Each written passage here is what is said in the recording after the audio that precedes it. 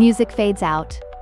Welcome back, everyone. Today, we're diving into a revolutionary concept for anyone wanting to master English. We'll be discussing how to think in English and why it's a game changer for communicating like a native speaker. If you're always translating from your native language, it's like running a marathon while only training by reading about running. You'll never be prepared for the real thing. Oh wow, that really makes sense. So, why is thinking in English so important for speeding up my speaking? I have a habit of translating everything in my head. Laughs. Great question. When you think in English, you're training your brain to construct sentences in real time, just like learning to ride a bike. At first, you may wobble and hesitate, but once you've practiced enough, it becomes second nature. Oh, like muscle memory. But what if I stumble over words? That's something that happens to me a lot.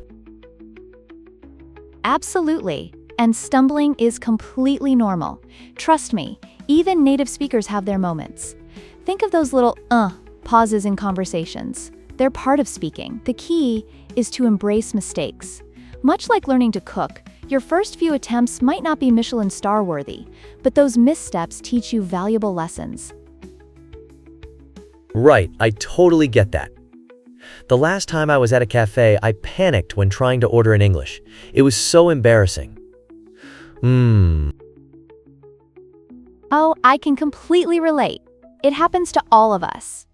But remember, there are people around you who are rooting for your success. Think of it as a chance to connect and break through a little obstacle. The more you immerse yourself, the easier it becomes. So, what does immersion mean exactly? How can I do that without actually moving to an English-speaking country? Great question. Immersion doesn't mean packing your bags for London. It's about bringing English into your daily life. For instance, try labeling everyday items in your house with sticky notes. Not just chair, but chair in English. You'll be amazed at how that small action helps you. Haha. So, I can sticky note everything? What's the next step after that? Absolutely. Teams of sticky notes are your buddies. After that, consider talking to yourself in English throughout your day. Narrate what you're doing. For example, while chopping vegetables, say, "Oh, I'm chopping vegetables." Imagine you're hosting your own cooking show. Oh, I love that. So, it's like I'm turning my life into an English lesson.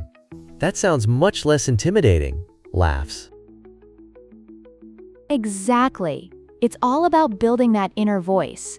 Rather than hearing your native language in your thoughts, start having those internal dialogues in English. It may feel goofy at first, but with time, your brain will adjust. That makes a lot of sense. So, training a puppy? At first, it's messy, but eventually, they catch on. Haha! Haha, that's a brilliant analogy. Think of your language skills like training a puppy. There's a learning process, and consistency is absolutely key. So, if I'm really consistent with these exercises, can I actually start thinking in English more naturally and fluently? Absolutely. Just like with physical training, the more you practice, the easier it gets. Try creating a daily routine where you start your day thinking in English or keep an English journal.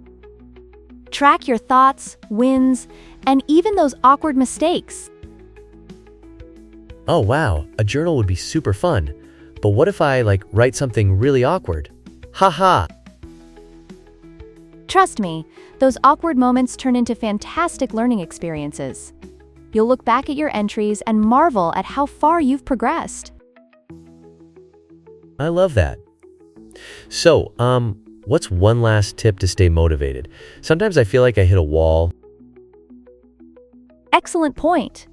One of the best ways to stay motivated is celebrating small victories. Remember that time you ordered coffee in English without hesitation? Celebrate those moments. Plus, immerse yourself in English media. Watch shows, listen to music, dive into podcasts. They keep you engaged and inspired. Ooh, I've been meaning to listen to more English podcasts. This is, eye-opening, laughs. Good. Remember, with continued practice, you'll soon find yourself thinking, speaking, and riding that bike with ease. Thanks for this awesome conversation. I'm gonna kick things off with the sticky notes and narrate my life, laughs.